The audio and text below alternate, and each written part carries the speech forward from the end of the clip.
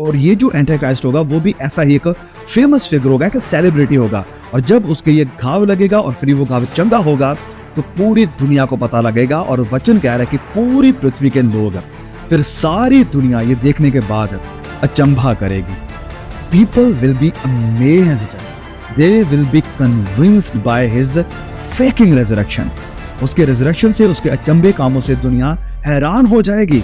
सबसे बड़ी जो इच्छा उसकी शुरुआत ही से थी वो थी कि उसकी आराधना करी जाए, उसके सामने लोग झुके, उसकी पूजा करी जाए, उसके सामने लोग सजदा करें। और वो उसकी इच्छा पूरी होगी जब पूरी दुनिया के लोग उसे सजदा करेंगे, उसके आगे झुकेंगे। शैतान की आत्मा होने का या एंटी क्राइस्ट की आत्मा होने का सबसे बड़ा चिन्ह क्या है? Desire of worship, worship, worship. कि मेरी पूजा हो, मुझे सजदा हो, मेरा नाम हो, मुझे लोग पूजें, मेरा नाम लोग जपें, हर जगह पर मेरा नाम हो। और आज कई चर्चेस में ये हो रहा है। बहुत सारे बड़ी बड़ी मिनिस्ट्रीज में ये एंटी क्राइस्ट की आत्मा काम कर रही है, जहां पर लोग अपने चर्च लीडर्स की वर्शिप कर रहे हैं, उनके आगे जाकर झुकते हैं, उनके पांव पकड़ते हैं। नाम की उनकी फोटोज की घड़ियां घर में लगाना, उनकी बड़ी बड़ी तस्वीरें घर में लगाना, या गाड़ी में भी उनकी तस्वीर को रखना। और फिर यही नहीं, हर जगह उन्हीं का नाम जपना।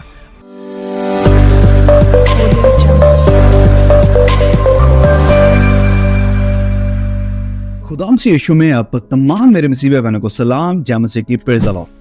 प्रकाशित वाक्य अध्याय 13 को आज हम फिर से कंटिन्यू करने वाले हैं। और अगर आपने हमारा जो एक लास्ट एपिसोड था प्रकाशित वाक्य 13 के ऊपर उसे देखा था, तो उस एपिसोड में हमने एक इंट्रोडक्शन को ही देखा था प्रकाशित वाक्य 13 की, जिसमें हमने एक्सप्लेन किया था एंटी क्राइस्ट के बारे में कि वो कौन हो सकता है और क्या क्या दावे हैं जो किए गए हैं और किए जाते हैं कि एंटी क्राइस्ट कौन है। बहुत सारी और भी गहरी चीज़ों को हमने उसमें देखा था। और इनफैक्ट सर्न के बारे में भी हमने थोड़ा सा जाना था कि वहाँ पर क्या चल रहा है और कैसे इस टेक्निक के द्वारा वो पास्ट में जाने की कोशिश कर रहे हैं, वो अतीत में जाने की कोशिश कर रहे हैं, ये समझने के लिए कि यूनिवर्स की या कायनात की शुरुआत कैसे हुई और इन सब के थ्रू वो कैसे डिमोनिक ताकतों को बुला रहे हैं। वो सब हमने लास्ट एपिसोड में देखा था, तो उन चीज़ों में मैं दोबारा से नहीं जाने वाला हूँ। और उस एपिसोड में हमने कहा था कि हम वर्स बाय वर्स हमारे नेक्स्ट एपिसोड में जाएंगे। तो चलिए, आपकी बाइबल अगर आपके पास है तो खोले मेरे साथ प्रकाशित वाक्य अध्याय 13 और वर्स बाय वर्स, आयत बाय आयत हम आगे बढ़ेंगे और चीज़ों को समझने की कोशिश करेंगे। ओके, तो प्रकाशित वाक्य अध्याय 13 वचन 1 से मैं पढ़ूंगा आपके लिए। लिखा है यहाँ पर, तब मैंने एक पशु को समुद्र में से निकलते हुए देखा, जिसके 10 सींग और 7 सर थे, और उसके सींगों पर 10 राजमुकुट थे, और उसके सरों पर परमेश्वर की निंदा के नाम लिखे हुए थे। ऑलराइट, तो इस पहली आयत को थोड़ा सा हमने लास्ट एपिसोड में एक्सप्लेन किया था, जैसे कि पशु के बारे में हमने जाना था कि वो पशु कौन है। तो जैसे मैंने पिछली वीडियो में कहा था कि पशु उस वक्त जब यूहन्ना इस खत को लिख रहा है, उस वक्त पशु कहा जाता था नीरो को, जो कि खूंखार जानवर था, तो उसे पशु कहा गया है। और साथ ही साथ पशु कहा जाता है एंटी क्राइस्ट को, जो कि एक मसीह विरोधी होगा। और जो नीरो था वो उस वक्त का एंटी क्राइस्ट था, वो इतना खूंखार था। और पिछले एपिसोड में मैंने थोड़ी सी थ्योरीज दी हैं, आइडियाज, व्यूज बताए हैं कि कैसे लोग ये मानते हैं कि दोबारा से वही नीरो आएगा इस दुनिया के ऊपर हुकूमत करने के लिए, वही फाइनल एंटी क्राइस्ट होगा। अब वो सारे अलग अलग व्यूज हैं, दोबारा उसमें हम नहीं जाने वाले हैं। तो सबसे पहले बात करें पशु की, तो पशु दर्शाता है एंटी क्राइस्ट को, मसीही विरोधी को, जो कि आकर दुनिया के लिए एक आखिरी मसीहा के जैसे खड़ा होगा। आगे लिखा है, समुद्र में से निकलते हुए देखा। और समुद्र का जिक्र हमने कहा था कि समुद्र दर्शाता है लोगों को, कि वो लोगों के बीच में से उठकर आएगा। ओके, फिर आगे लिखा है, जिसके 10 सींग हैं और 7 सर थे, और उसके सींगों पर 10 राजमुकुट हैं, और उसके सरों पर परमेश्वर के निंदा के नाम लिखे हुए हैं। ओके, और इसके बारे में भी हम जब चैप्टर 12 को पढ़ रहे थे, तो चैप्टर 12 की स्टडी करते वक्त हमने ये जो चिन्ह हैं इनके बारे में थोड़ा सा बात किया था। तो यहाँ पर मैं कहना चाहता हूँ कि यहाँ पर हमें वचन बता रहा है कि उसके 10 सींग हैं और 7 सर हैं। अब ये जो 10 सींग हैं ये क्या है, और ये जो 7 सर हैं ये क्या है? तो जैसे मैं कहते आ रहा हूँ कि बाइबल ही बाइबल को एक्सप्लेन करती है, वचन ही वचनों को हमारे लिए आसान बना देता है समझने के लिए। तो चलिए हम आगे बढ़ते हैं, 2 चैप्टर आगे आएंगे, हम आएंगे चैप्टर 17 के ऊपर। और चैप्टर 17 में इसकी एक्सप्लेनेशन दी गई है कि ये हॉर्न यानी ये जो 10 सिंह हैं वो क्या हैं, और ये जो 7 सर हैं वो क्या हैं। ओके, तो वचन 17 से जब आप पढ़ेंगे, वचन 17 के वचन 7 से हम पढ़ना शुरू करेंगे। लिखा है यहाँ पर 17 के 7 से, तब उस स्वर्गदूत ने मुझसे कहा, तू क्यों चकित हुआ? मैं इस स्त्री और उस पशु का जिस पर वह सवार है, जिसके 7 सर और 10 सींग हैं, तुझे भेद बताता हूं। तो भेद अब खुदा का वचन हमें बताएगा। ये स्वर्गदूत जो विजन दे रहा है यूहन्ना को, वही इसका भेद भी बताने वाला है। किसका? 7 सरों का और 10 सींगों का भेद तुम्हें बताता हूं। आगे लिखा है, जो पशु तूने देखा वह पहले तो था पर अब नहीं है, और समुद्र अथाह कुंड से निकलकर विनाश में पड़ेगा, और पृथ्वी के रहने वाले जिनके नाम जगत की उत्पत्ति के समय से जीवन की पुस्तक में लिखे नहीं गए हैं, इस पशु की यह दशा देखकर कि पहले था अब नहीं है और फिर आएगा, अचंभा करेंगे। तो मैंने इन सब चीजों को भी एक्सप्लेन किया था लास्ट एपिसोड में, प्लीज जाएं और जरूर देखें अगर आपने मिस किया है तो। आगे देखा है, उस बुद्धि के लिए जिसमें ज्ञान है यही अवसर है। वह 7 सर 7 पहाड़ हैं, वह 7 सर 7 पहाड़ हैं। अब 7 पहाड़ों का क्या मतलब? तो 7 पहाड़ों का मतलब है 7 किंगडम्स, 7 राज्य। यस, 7 राज्य हैं ये। तो प्रकाशित वाक्य 12 की जब हम स्टडी कर रहे थे, उसमें मैंने कहा था कि कैसे ये सारे 7 राज्यों को दर्शाता है। सबसे पहले राज्य की शुरुआत होती है इजिप्ट यानी मिस्र का राज्य, फिर बेबीलोन का राज्य, मादियों पर्शियों का राज्य, ग्रीक राज्य, और उसके बाद रोम का राज्य जो कि 6ठा राज्य था, और ये 7वां एक आखिरी राज्य होगा। अब आप कहेंगे कि भाई पहाड़ का मतलब राज्य कैसे हुआ? ये वचन कह रहा है कि 7 सर 7 पहाड़ है, तो इसका मतलब राज्य कैसे हुआ? वेल, तो फिर से हमें वचनों से देखने की जरूरत है। चलिए वचनों से जानने की कोशिश करते हैं कि और कहां पहाड़ का जिक्र हुआ है जहां पर इसे राज्य के रूप में दिखाया गया है। वेल, तो जब आप पुराने नियम की किताब दानियेल में आएंगे, और पुराने नियम की दानियेल की जो किताब है वो पुराने नियम का प्रकाशित वाक्य है, क्योंकि वहां पर बहुत सारी चीजें जो दानियेल की किताब में दिखाई गई, दानियेल की किताब में प्रकाशित या रिवील करी गई, वो बहुत सारी बातें प्रकाशित वाक्य में भी हमें देखने को मिलती है। तो इसलिए हमें इन दोनों किताबों को साइड बाय साइड लेकर चलना होगा अगर हम प्रकाशित वाक्य किताब को थोड़ा और आसानी से समझना चाहते हैं तो। ओके, तो बात कर रहे हैं हम पहाड़ की, कि पहाड़ किंगडम या राज्य कैसे हुआ। आए दानियेल की किताब में, दानियेल की किताब अध्याय 2 और उसके वचन 35 को में से, और ये जो चैप्टर है इसके बारे में हम बात करने वाले हैं, क्योंकि आगे जो आयत 2 में एक्सप्लेनेशन है उसके लिए हमें वापस दानियेल की किताब में आना पड़ेगा। लेकिन अब थोड़ा सा रेफरेंस के लिए, ये दिखाने के लिए कि ये पहाड़ जो है ये राज्य को कैसे दर्शाता है, बस इसे समझने के लिए हम थोड़ा सा इस वचन में आएंगे। वचन 35 को हम पढ़ेंगे, प्रकाशित वाक्य दानियेल अध्याय 2 और उसके वचन 35 को। लिखा है यहाँ पर, तब लोहा, मिट्टी, पीतल, चांदी और सोना भी सब चूर चूर हो गए, और धूप काल में खलियान के भूसे के समान हवा से ऐसे उड़ गए कि उनका कहीं पता ना रहा। अब ये लोहा, ये मिट्टी, ये पीतल, ये चांदी, ये सोना, ये सब क्या है? ये सब राज्य थे, हुकूमतें थी। इसका जिक्र यही इसी चैप्टर में दानियेल बता रहा है राजा नबूकदनेस्सर को कि वो सोने का सर तू है, तेरे बाद जो राज्य आने वाला है वो सिल्वर का है, यानी मादियों और पारसियों का राज्य होगा। तो ये सब दिखाते हुए यहाँ पर वचन कह रहा है कि ये सारे के सारे जो राज्य थे वो भूसे के समान उड़ गए, यानी वो खत्म हो गए। फिर आगे क्या लिखा है, और वह पत्थर जो मूर्ति बन गया था, पत्थर जो आगे क्या लिखा है? आगे लिखा है, और वह पत्थर जो मूर्ति पर लगा था, वह पत्थर जो इस मूर्ति पर, मूर्ति क्या है? राज्य है, हुकूमतें हैं, जो इस हुकूमतों के ऊपर लगा पत्थर। अब वो पत्थर कौन है? वो पत्थर मसीह यीशु है। वचन में नए नियम में जब आप आते हैं तो वहां पर भी लिखा कि जिस पत्थर को राजमिस्त्रियों ने रद्द कर दिया, मार्जिनलाइज कर दिया। तो यहाँ पर लिखा है कि ये जो पत्थर है जो मूर्ति के ऊपर लगा, फिर लिखा कि वह बड़ा पहाड़ बनकर सारी पृथ्वी में फैल गया। वह बड़ा पहाड़ बनकर, एक बहुत बड़ा किंगडम बनकर। और ये कौन सा किंगडम है? ये मसीह यीशु का किंगडम, यानी राज्य होगा, वो 1000 वर्ष का राज्य। ये बड़ा किंगडम होगा। वचन लिखा कि सारी पृथ्वी पर फैल गया, और उस वक्त पूरी दुनिया में, पूरे संसार में सिर्फ एक ही हुकूमत होगी, एक ही किंगडम होगा, और वो किंगडम होगा मसीह यीशु का। और चलिए वापस आते हैं प्रकाशित वाक्य 13 की तरफ। तो मैं कह रहा था कि जो 7 सर हैं वो 7 किंगडम हैं, वो 7 बादशाहते हैं, 7 राज्य हैं। अभी यहाँ पर आगे क्या लिखा है कि वह 7 राजा भी हैं। 5 तो हो चुके हैं, कह रहा है कि वह 7 राजा भी हैं। ये जो 7 किंगडम हैं, वह 7 राजा भी हैं। तो राज और राज्य, उनके जो राज्य हैं, तो वह 7 राजा भी हैं। 5 तो हो चुके हैं और 1 अभी बाकी है, और 1 अब तक आया नहीं है, और जब आएगा तो कुछ समय तक उसका रहना भी अवश्य है, कुछ समय तक। अब इन सब चीजों को हम जब प्रकाशित वाक्य 17 की स्टडी करेंगे और डिटेल में जानेंगे, तो थोड़ा सा हम रेफरेंस यहाँ पर ले रहे हैं प्रकाशित वाक्य 13 को समझने के लिए। तो यहाँ पर क्या है कि एक आएगा जो कि थोड़े समय के लिए रहेगा, एक आखिरी, एक 7वां आना बाकी है जो कि थोड़े समय के लिए होगा, और वो एंटीक्राइस्ट का राज्य होगा। आगे लिखा है वचन 12 में, सीधा आ जाइए। जो 10 सींग तूने देखे वह 10 राजा हैं जिन्होंने अब तक राज्य को नहीं पाया है, पर उस पशु के साथ घड़ी भर के लिए राजाओं का सा अधिकार पाएंगे। तो ये जो 10 सिर हैं, ये 10 बादशाह होंगे जो एंड टाइम में आएंगे। ये 10 राजा होंगे, 10 प्राइम मिनिस्टर होंगे, या 10 प्रेसिडेंट्स होंगे, 10 देशों के ये रूलर होंगे जो एक साथ इकट्ठे होंगे, मिलकर राज्य को पाएंगे। और वचन में लिखा कि इन्होंने अभी तक राज्य को, यानी इन्होंने अभी तक ताकत को नहीं पाया है, और जब एंड टाइम होगा तब ये फुल पावर में होंगे, तब इन्हें पूरी ताकत या पूरी पावर मिलेगी। ओके, तो चलिए वापस आते हैं प्रकाशित वाक्य 13 में। तो हम यहां से समझने की कोशिश करें कि 10 सींग क्या है। तो 10 सींग अब आने वाले 10 राज्य होंगे, और 7 सर क्या है, वो 7 सर 7 किंगडम, 7 हुकूमतें हैं। ये राजा नहीं, ये हुकूमतें हैं, बड़ी हुकूमतें। ऑलराइट, चलिए आगे बढ़ते हैं।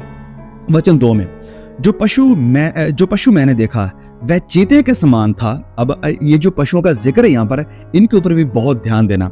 सबसे पहले लिखा है कि वह चीते के समान था, और उसके पांव भालू के से, यानी बेर के जैसे थे, और मुंह सींग का सा था, और उसका जो चेहरा था, जो फेस था, वो शेर के जैसे, एक लॉयन के जैसे था। आगे लिखा है, उस अजगर ने अपनी सामर्थ और अपना सिंहासन और बड़ा अधिकार उसे दे दिया। ये पशु जो समुद्र में से निकलकर आ रहा है, उसकी थोड़ी सी डिस्क्रिप्शन यहाँ पर दी गई है। तो 3 पशुओं से उसे रिलेट किया गया है। सबसे पहले कहा गया है कि वो चीते के समान था, उसके पांव भालू के समान थे, और उसका जो फेस है वो लॉयन यानी सिंह के समान था। यहाँ पर इन 3 जानवरों के बारे में ध्यान से देखिए, और वापस आए दानियेल अध्याय 2 में। दानियेल अध्याय 2 में हमें बहुत सारी डिटेल इन जानवरों के विषय में देखने को मिलेगी। अब ध्यान रखें कि इन्हें किन नंबर में रखा गया है। सबसे पहले है चीता, फिर है भालू, और तीसरे नंबर पर है लॉयन। ओके, वापस आ जाए दानियेल की किताब में, दानियेल अध्याय 2। तो दानियेल अध्याय 2 से हम शुरू करेंगे और आगे बढ़ते जाएंगे अध्याय 3 में और अध्याय 7 में।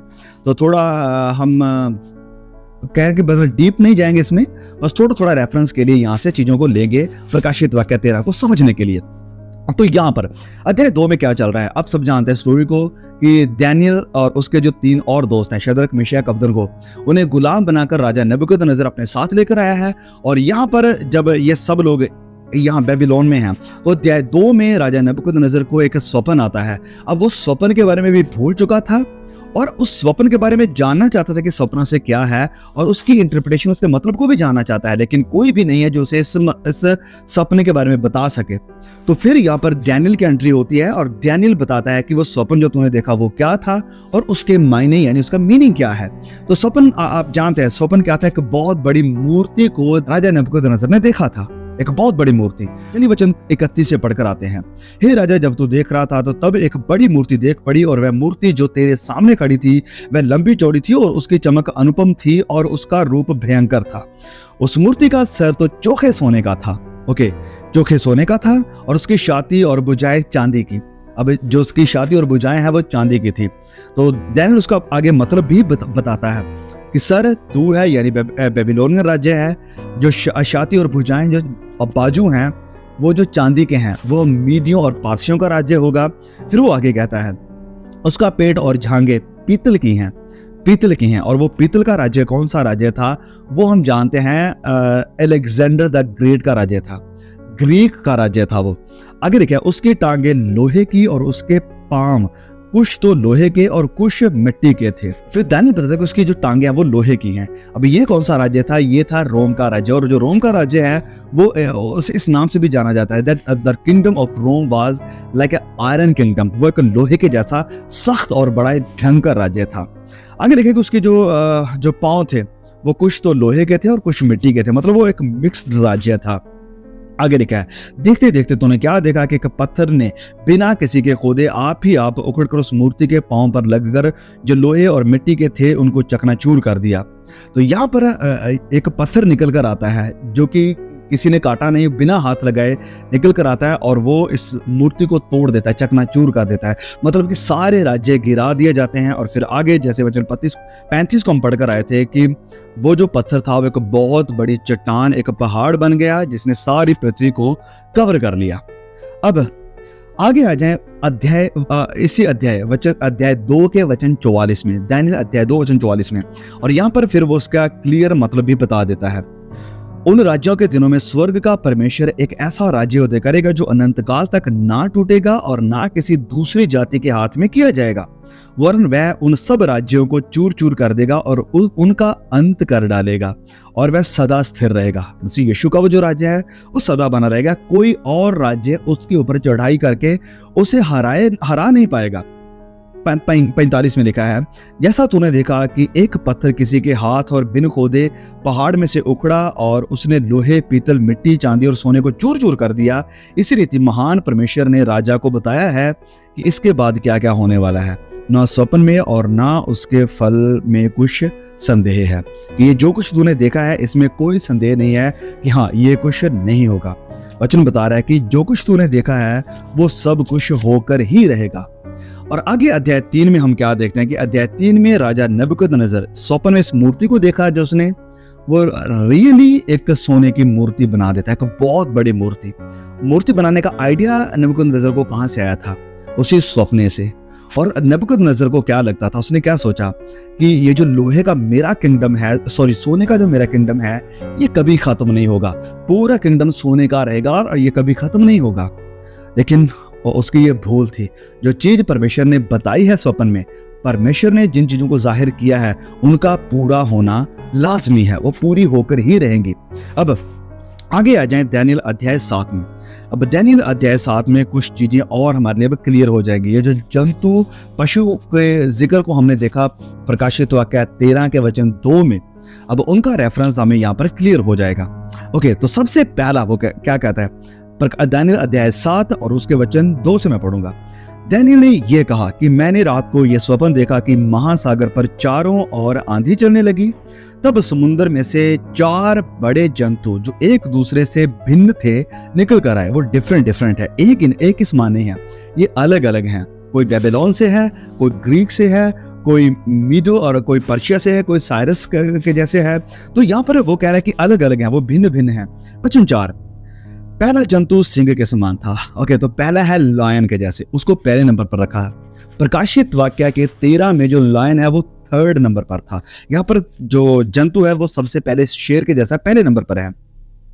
उसके पंख उकाब के जैसे हैं। मेरे देखते देखते उसके पंखों के पर नोचे गए और वह भूमि पर से उठाकर मनुष्यों के समान पांवों के बल खड़ा किया गया और उसको मनुष्य का हृदय दिया गया। ओके, तो ये है पहला पशु। दूसरा, फिर मैंने एक और जंतु को देखा जो ऋष के समान था, बेर के समान यानी भालू के समान था, और एक पंजर के बल पर उठा हुआ और उसके मुंह के दांतों के बीच 3 पसलियां थी और लोग उससे कह रहे थे कि उठकर बहुत मांस खा। इसके बाद मैंने दृष्टि की और देखा कि चीते के समान, अब ये चीता जो है वो 3रे नंबर पर आया। प्रकाशित वाक्य में इनकी जो नंबरिंग है या इनके जिस लिस्ट में रखा गया है वो टोटली ऑपोजिट है। जो चीता है वो पहले नंबर पर है और जो लॉयन है वो आखिरी नंबर पर है। लेकिन दानियेल की किताब में ये जो जंतु हैं उन्हें शेर को पहले नंबर पर रखा जा रहा है और जो लेपर्ड यानी चीता है उसे 3रे नंबर पर रखा जा रहा है। और ये चीता किसको दर्शाता है? ये दर्शाता है अलेक्जेंडर को, राजा अलेक्जेंडर जो कि ग्रीक का राजा था। वचन 7 में लिखा कि फिर इसके बाद मैंने स्वप्न में दृष्टि की और देखा कि एक चौथा जंतु जो भयंकर और डरावना और बहुत सामर्थी है और उसके बड़े बड़े लोहे के दांत हैं, वह सब कुछ खा डालता है और चूर चूर करता है। जो बच जाता है पैरों के तले रौंद देता है। वह सब पहले जंतु से भिन्न है और उसके 10 सींग हैं। अब यहाँ पर ये राज्य था रोम का राज्य, लोहे का राज्य। फिर से यहाँ पर उसका जिक्र है कि उसके बड़े बड़े लोहे के दांत हैं, वो लोहे का राज्य था। आगे अब इन राज्यों के बाद 4 जंतुओं के बाद जिक्र आने वाला है एंटी क्राइस्ट का। वचन 8 में लिखा है कि मैंने उन सिंगों को ध्यान से देख रहा था तो क्या देखा कि उनके बीच एक छोटा सा सींग निकला, एक छोटा सा। और मतलब इसका छोटे से सींग का मतलब क्या है कि वो ऐसे तो लग रहा था जैसे बाकी राजा जो आए, जैसे साइरस आया, जैसे राजा नेबुकदनेस्सर आया, जैसे राजा अलेक्जेंडर आया, ये बड़ी महान शख्सियतें थी, इनका बड़ा नाम था।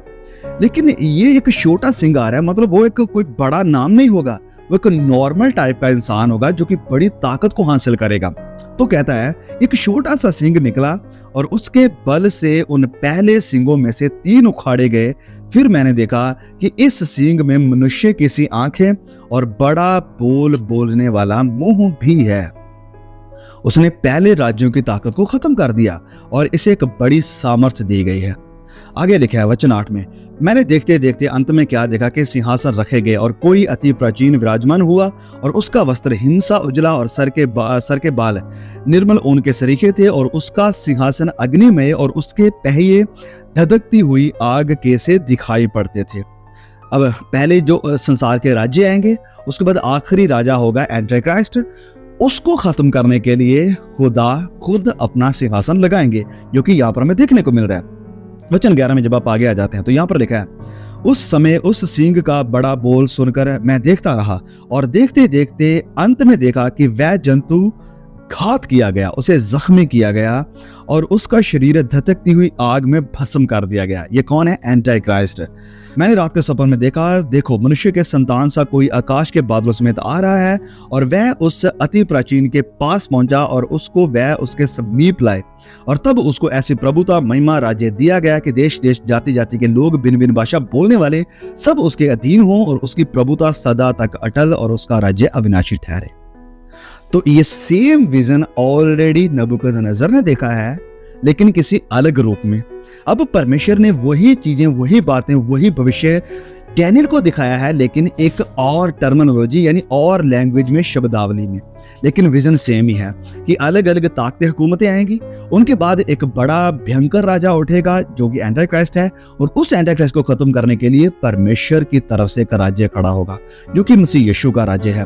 तो यहाँ पर हम देख पा रहे हैं कि ये जो प्रकाशित वाक्य 3 का हम हिस्सा पढ़कर आए, जहां पर चीते के समान वो था, उसके पांव भालू के समान थे और उसका मुंह जो सिंह के समान था। इसका क्या मतलब है कि ये जो फाइनल एंटी क्राइस्ट होगा, जो आखिरी लीडर होगा, उसकी ताकत जो पहले राजा गुजर चुके हैं उनसे कहीं ज्यादा अलग होगी, कहीं ज्यादा बढ़कर होगी। वो उन सारी ताकतों का बल, उन सारी हुकूमतों का जोर अपने पास रखेगा। उसका अधिकार इतना बड़ा होगा, उसकी हुकूमत इतनी बड़ी होगी और उसका राज्य इतना बड़ा होगा कि जो पहले राज्य थे, जो कि अपने आप में सिंह के समान दिखाई देते थे, भालू के समान दिखाई देते थे या चीते के समान दिखाई देते थे, वो सारा कुछ इस एंटी क्राइस्ट में समा जाएगा, इस आखिरी पशु में समाया होगा, सारी ताकत उसकी होगी। ओके, अब उसे ये ताकत मिलेगी कहां से? उसे ये ताकत, पावर देगा कौन? अधिकार कहां से मिलेगा? वेल, तो उसे अधिकार देने वाला ड्रैगन है, ड्रैगन। यस, चलिए जब हम वचन में पढ़ते हैं, वचन में आगे जब आप आ जाएंगे 2 में, प्रकाशित वाक्य 13 के 2 के आगे वचन में, वहां पर लिखा है, उस अजगर ने अपनी सामर्थ और अपना सिंहासन और बड़ा अधिकार उसे दे दिया। Dragon gives him the power. जो शैतान है वो उसे ताकत देगा, उसे बल देगा, उसे किंगडम देगा, उसे राज्य देगा। 3 चीजें यहाँ पर ये जो अजगर यानी शैतान, इब्लीस है, वो इस एंटी क्राइस्ट को दे रहा है। कौन कौन सी 3 चीजें? सबसे पहले वचन में लिखा है कि उसे सामर्थ्य दे रहा है, उसे वो सिंहासन दे रहा है यानी राज दे रहा है, और तीसरी बात उसे अधिकार, उसे अथॉरिटी दे रहा है। कौन? किसने ये सारी उसे अथॉरिटी, पावर, ताकत दी? शैतान ने, इब्लीस ने। और 2024 साल पहले ये सेम अधिकार, ताकत और सामर्थ्य इस शैतान ने ऑफर करी थी खुदावंद मसीह यीशु को। उसने ऑफर किया था ये सेम चीजें, लेकिन प्रभु यीशु ने इन चीजों को इजीली लेने की बजाय क्रूस का रास्ता चुना। उसने क्रूस का रास्ता चुना सामर्थ को पाने के लिए, सिंहासन को पाने के लिए और अधिकार को पाने के लिए। और मसीह यीशु ने जब क्रूस का रास्ता चुना है तो उसे यानी मसीह यीशु को सिंहासन भी मिला है, अधिकार भी मिला है और ताकत भी मिली है, सामर्थ्य भी मिली है, लेकिन क्रूस का रास्ता चुनने के द्वारा। आज भी शैतान, ये सेम इब्लीस जिसने ये ताकत ऑफर करी मसीह यीशु को 2000 साल पहले और ऑफर करेगा एंटी क्राइस्ट को आने वाले समय में, वो आज भी ये सेम चीजें ऑफर कर रहा है लोगों को। वो कहता है कि तुम्हें क्रूस का रास्ता चुनने की जरूरत नहीं है, मैं तुम्हें इजी रास्ता बताता हूं। मेरी पूजा करो, मेरे पीछे चलो, लोग तुम्हारे कदमों में आएंगे। और कई ऐसे बड़े बड़े सेलिब्रिटीज हैं जो कि खुलकर सामने आए हैं, जिन्होंने जिक्र किया है, बयान किया है, बताया है कि कैसे उन्होंने शैतान के साथ डील करी है और अपने आप को उनका पुजारी बनाया है, ताकि उन्हें ताकत मिले, उन्हें नाम मिले, उन्हें फेम मिले, उन्हें पैसा मिले, उनका बड़ा नाम हो जाए। तो सेटन जो है, ये शैतान जो अजगर है, वो ऑफर कर रहा है आज भी लोगों को। मेरे प्रिय भाइयों और बहनों, आप सामर्थ को पाने के लिए, अनंत जिंदगी को पाने के लिए, सदा के सुकून को पाने के लिए किस रास्ते को चुन रहे हैं? क्या वो इजी रास्ता है, शैतान का रास्ता है, पैसे का रास्ता है, या फिर वो क्रूस का रास्ता है जो आप चुनकर चल रहे हैं? क्रूस का जो रास्ता है वो सकरा रास्ता है, उसमें आराम नहीं है, उसमें इस दुनिया में रहते हुए बदनामी है, शर्मिंदगी है, यहाँ तक कि परमेश्वर का कि उन्होंने मुझे सताया वो तुम्हें भी सताएंगे, वहां पर सताव है। एक ये सकरा मार्ग है, लेकिन जो खुला मार्ग है वो शैतान का मार्ग है। यहाँ पर आपको क्रूस उठाने की जरूरत नहीं है, ये फ्री है और बस आपको उसके सामने झुकना है, उसे सजदा करना है। आपको कुछ भी करने की जरूरत नहीं है, वो आपको ताकत देगा, वो आपको सब कुछ देगा। तो यहाँ पर ओके, वापिस हम वचन में आए तो यहाँ पर लिखा कि वो जो अजगर है वो इस एंटी क्राइस्ट को अपनी सामर्थ्य दे रहा है, सिंहासन दे रहा है और उसे अधिकार दे रहा है। और ये जो एंटी क्राइस्ट होगा वो उसे ले लेगा, वो उसे लेगा, क्योंकि कौन नहीं चाहता अपना बड़ा नाम हो। आज कितने लोग उस नाम को पाने के लिए क्या कुछ नहीं कर रहे हैं, खुलेआम शैतान की पूजा कर रहे हैं, खुलेआम शैतान का नाम जप रहे हैं, खुलेआम शैतान की वर्शिप भी कर रहे हैं, खुलेआम शैतान के टैटूज अपनी बाहों के ऊपर, अपने हाथों के ऊपर, अपने माथों के ऊपर लेकर घूम रहे हैं और शैतानी ड्रेस को पहनकर शैतानी काम करना तो आज का ट्रेंड बन चुका है। सोच कर देखें कि अगर आज ये हाल है तो आज से कुछ समय बाद जब एंटी क्राइस्ट आएगा तो क्या कुछ नहीं होगा, क्या कुछ नहीं होगा। ओके, चलिए आगे बढ़ते हैं। वचन 3 में लिखा है कि मैंने उसके सरों में से एक पर ऐसा भारी घाव लगा देखा कि मानो वह मरने पर है। फिर उसका प्राण घातक घाव अच्छा हो गया और सारी पृथ्वी के लोग उस पशु के पीछे अचंभा करते हुए चले। वाह! यहाँ पर लिखा है कि उसका एक प्राण घातक घाव है, उसे एक चोट लगी है, बहुत ही गहरा घाव है। अब यहाँ पर इसका मतलब क्या है? यहाँ पर इमिटेशन हो रही है, यानी कॉपी हो रही है, नकल हो रही है मसीह यीशु की। ये जो एंटी क्राइस्ट होगा वो रियल क्राइस्ट की यानी असल मसीहा की कॉपी करेगा, उसके जैसा दिखने की, उसके जैसे बनने की वो पूरी कोशिश करेगा, प्रयास करेगा। और उसकी ये कोशिश इजी नहीं होगी, ऐसे नहीं होगी कि ओ ये तो सबको दिखाई दे रही है, बहुत ही कन्विंसिंग होगी। लोग कन्विंस होंगे उसके चमत्कार को देखकर, उसके अद्भुत कामों को देखकर। यहाँ पर ये वचन कह भी रहा है तो उसके वो मरने का नाटक करेगा और मर के जी उठने का वो नाटक करेगा, मरकर जी उठने का वो नाटक करेगा। There will be faking of resurrection. जो मसीह यीशु का मुर्दों में से जी उठना है वो इसकी पूरी नकल करेगा, कॉपी करेगा कि जैसे मसीह यीशु मुर्दों में से जी उठा था, ये भी एक तरह से ऐसा ही कुछ करेगा, मुर्दों में से जी उठने की नकल करेगा। और जब शैतान ऐसा करेगा, जब ये एंटी क्राइस्ट ऐसा करेगा, तो ये वचन लिखा है, वचन कहता है कि ओके 3 से पढ़ूंगा। मैंने उसके सरों पर एक भारी घाव लगा देखा कि मानो वह मरने पर है। मानो, यहाँ पर इस वर्ड पर ध्यान दें, मानो कि जैसे वो मरने पर है, तो असल में मरेगा नहीं, लेकिन लगेगा ऐसे कि जैसे वो मरने पर है, ये मर गया है। आगे, फिर उसका प्राण घातक घाव अच्छा हो गया और वो ठीक हो जाएगा और सारी पृथ्वी के लोग, सारी दुनिया के लोग, क्योंकि उसका ये सब कुछ करना वायरल हो जाएगा। क्योंकि सबसे पहली बात जो कि वो एक बहुत ही फेमस सेलिब्रिटी बन जाएगा। अब वो जब फेमस सेलिब्रिटी बन जाएगा, पूरी दुनिया के लोगों को उसके बारे में पता होगा, और जब उसके साथ ये घटना घटेगी, मरने का वो नाटक करेगा, तो उसका ये काम या उसकी ये वीडियोस वायरल होंगी पूरी दुनिया में। आज के ज़माने में वायरल होना बहुत ही आसान बात है, पूरी दुनिया को पता लगना बहुत ही ईजी बात है। आज अगर अमेरिका के प्रेसिडेंट डोनाल्ड ट्रंप के साथ कुछ होता है, या इजराइल के प्रेसिडेंट नेतन्याहू के साथ कुछ होता है, या फिर सऊदी अरब के किसी भी शेख के साथ कुछ होता है, तो तुरंत सारी दुनिया को पता लग जाता है कि ओके उसके साथ ये हो गया, वो हो गया। अगर हमारे इंडिया के प्राइम मिनिस्टर नरेंद्र मोदी कुछ करते हैं या कुछ कहते हैं, तो पूरी दुनिया में वो भी चीजें वायरल हो जाती हैं। क्योंकि और ये जो एंटी क्राइस्ट होगा वो भी ऐसा ही एक फेमस फिगर होगा, एक सेलिब्रिटी होगा, और जब उसके ये घाव लगेगा और फिर वो घाव चंगा होगा तो पूरी दुनिया को पता लगेगा, और वचन कह रहा है कि पूरी पृथ्वी के लोग, फिर सारी दुनिया ये देखने के बाद अचंभा करेगी। People will be amazed, they will be convinced by his faking resurrection. उसके रेजरेक्शन से, उसके अचंभे कामों से दुनिया हैरान हो जाएगी। ओके, आगे लिखा वचन 4 में, लोगों ने अजगर की पूजा की क्योंकि उसने पशु को अपना अधिकार दे दिया, और ये कहकर पशु की पूजा की कि इस पशु के समान कौन है और कौन इसके साथ लड़ सकता है, कौन इसके साथ लड़ सकता है। तो यहां पर वचन कह रहा है कि लोगों ने अजगर की यानी शैतान की पूजा करी। वो पूजा तो करेंगे एंटी क्राइस्ट की और झूठे भविष्यवक्ता की, लेकिन इनके थ्रू पूजा किसकी होगी? शैतान की, इब्लीस की। The greatest desire that the devil has is to be worshipped.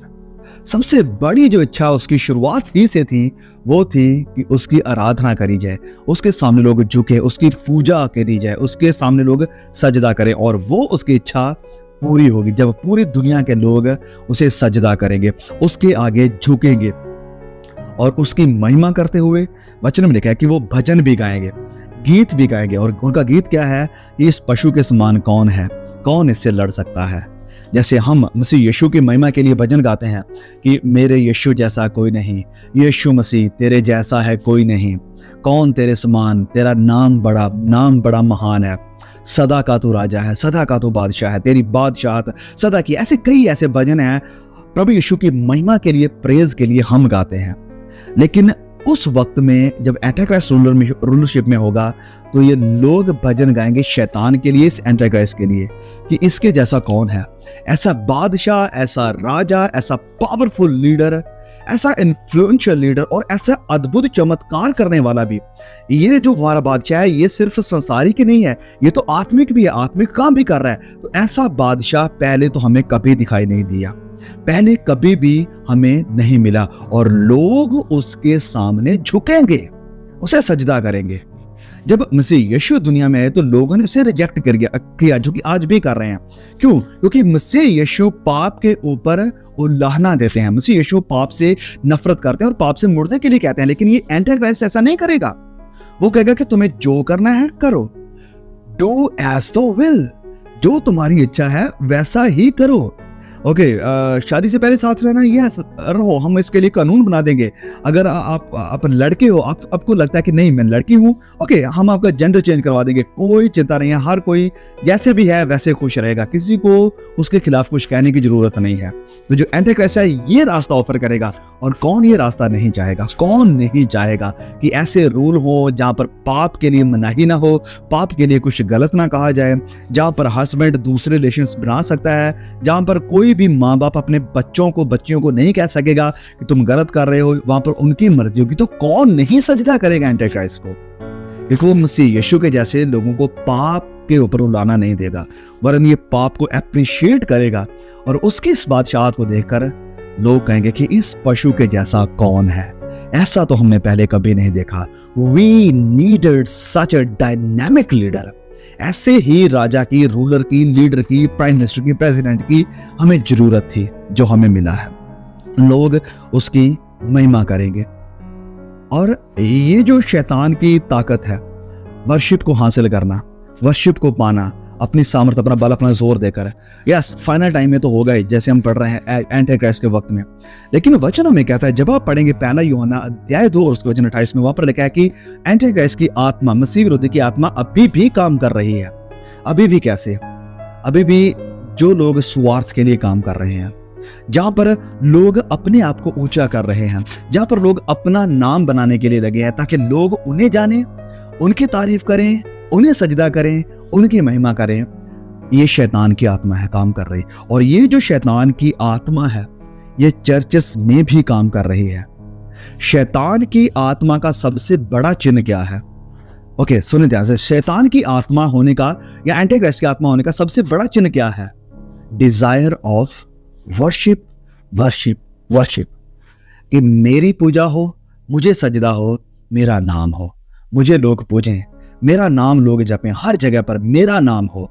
और आज कई चर्चेस में ये हो रहा है, बहुत सारे बड़ी बड़ी मिनिस्ट्रीज में ये एंटी क्राइस्ट की आत्मा काम कर रही है, जहां पर लोग अपने चर्च लीडर्स की वर्शिप कर रहे हैं, उनके आगे जाकर झुकते हैं, उनके पांव पकड़ते हैं, उनके पांव में गिरते हैं, उनके पांव को पकड़ कर रखते हैं, उनके नाम के गुणगान गाते हैं, कहते हैं कि ओ वेल, मेरे पापा जैसा, मेरे विश्वक्ता जैसा, मेरे प्रेरित जैसा कोई नहीं है, उनके चर्च जैसा कोई चर्च नहीं है, कौन है हमारे पापा के समान। ये वही वर्डिंग है जो यहाँ एंटी क्राइस्ट के लिए यूज हो रही है। तो जहां, जैसे मैंने कहा कि एंटी क्राइस्ट की आत्मा का सबसे प्रमुख चिन्ह या मार्क या साइन क्या है, डिजायर ऑफ वर्शिप। जहां कहीं भी वर्शिप हो रही है इंसान की, खुदा को छोड़कर, वहां पर एंटी क्राइस्ट की आत्मा काम कर रही है। ऑफ कोर्स वहां पर एंटी क्राइस्ट की आत्मा काम कर रही है, और ये काम बहुत सारे चर्चेस में हो रहा है। जैसे मैं कह रहा हूं, क्या हो रहा है कि लोगों को अपने नाम की घड़ियां, अपनी तस्वीरें बेची जाती है, जहां पर एक पास्टर की या जो भी मम्मी पापा है उनकी फोटोज बेची जाती है घड़ियां बनाकर, और लोग उन्हें अपने घरों में लगाते हैं, उनकी तस्वीरों को अपने घरों में लगाते हैं, उनकी पूरी फैमिलीज की फोटोज को अपने घरों में लगाकर रखा है। क्यों? व्हाई? ऐसा क्या कारण है? ओके, अपने माँ बाप की फोटोज को या अपने चाहने वालों के, अपने जो घर के मेंबर्स हैं उनकी फोटोज को अपने घर में लगाना, इसमें कोई बात नहीं, ये हमारे संसारिक रिश्ते हैं। लेकिन आत्मिक तौर पर उनके नाम के बैड पहनना, उनके नाम की, उनकी फोटोज की घड़ियां घर में लगाना, उनकी बड़ी बड़ी तस्वीरें घर में लगाना, या गाड़ी में भी उनकी तस्वीर को रखना, और फिर यही नहीं, हर जगह उन्हीं का नाम जपना, अपनी आईडी पर भी यही नाम लिखना कि fan of this and this, I love this and this man, और अपनी आईडी पर उनकी तस्वीर को लगाना। जहां कहीं भी जिक्र करना तो प्रभु यीशु का नहीं करना, अपने मम्मी पापा का करना, अपने प्रॉफिट का, अपने नबी का, अपने प्रेरित का करना। ये क्या है? ये है पशु पूजा, यानी एंटी क्राइस्ट की पूजा, जहां पर उनकी आत्मा काम कर रही है। So the church should fight this spirit. जो सच्ची कलीसिया है, जो सच्चे विश्वासी हैं, उन्हें इस आत्मा से, ये जो एंटी क्राइस्ट की आत्मा है, इससे लड़ने की जरूरत है। ये जो ऑनर सीकिंग की आत्मा है, ऑनर सीकिंग की, मेरा आदर होना चाहिए, मेरी इज्जत होनी चाहिए, मेरे लिए ये होना चाहिए, मेरे लिए वो होना चाहिए, एक स्पेशल कमरा मेरे लिए होना चाहिए, एसी वाला रूम होना चाहिए, ऐसा बड़ा टेंट होना चाहिए, बड़े ये बड़ा वो होना चाहिए। ये जो ऑनर सीकिंग की आत्मा है, ये एंटी क्राइस्ट की आत्मा है। और मैं आपको क्लियरली सच बता रहा हूं, जब भी कभी मेरी खुद की जिंदगी में भी ये एंटी क्राइस्ट की आत्मा के सांप जन्म लेते हैं, अंडे फूटते हैं एंटी क्राइस्ट के आत्मा के, तो मैं तुरंत प्रार्थना करता हूं, इन्हें तोड़ता हूं, इन्हें चकनाचूर करता हूं, क्योंकि मैं नहीं चाहता हूं कि एंटी क्राइस्ट की आत्मा मेरी जिंदगी में दिखाई दे, कि जहां पर मैं चाहूं कि लोग मेरी तरफ खींचे चले हैं, मुझे सजदा करे, मेरी इज्जत करे, मेरा नाम हो, मेरा नाम जपे। तो प्रिय भाई और बहनों, अगर आपकी जिंदगी में, आपके अंदर अगर एंटी क्राइस्ट की आत्मा के स्पोलिये या सांप काम कर रहे हैं, आज वक्त है उन्हें खत्म करने का, क्योंकि आप नहीं चाहते हैं कि ऑनर आपको मिले, आप नहीं चाहते कि वर्शिप आपकी हो। आप किसी भी फील्ड में हो सकते हैं, लेकिन आइए प्रिय भाइयों और बहनों, एंटी क्राइस्ट की आत्मा के हर एक कण को अपनी जिंदगी से खत्म करें, और महिमा के योग्य जो है उसे सारी महिमा दे, जो कि खुदा मसीह यीशु है। सो आज के इस एपिसोड के द्वारा परमेश्वर आपको बहुत ब्लेसिंग दे, बहुत आशीषित करे। प्लीज इन सारी वीडियोस को, सारे एपिसोड्स को आप हमारे चैनल के ऊपर देख सकते हैं, प्लेलिस्ट बनी हुई है, और शेयर जरूर करें और भी भाई बहनों के साथ, ताकि हम मिलकर सीख सकें, परमेश्वर का नाम ऊंचा हो, प्रभु यीशु का नाम ऊंचा हो, और अंतिम समय के लिए, अंतिम दिनों के लिए, भयानक वक्त के लिए हम तैयार हो जाएं, क्योंकि प्रकाशित वाक्य की किताब इसी कारण के लिए हमें दी गई है कि अंतिम समय में हम तैयार हों। God bless you all. See you again.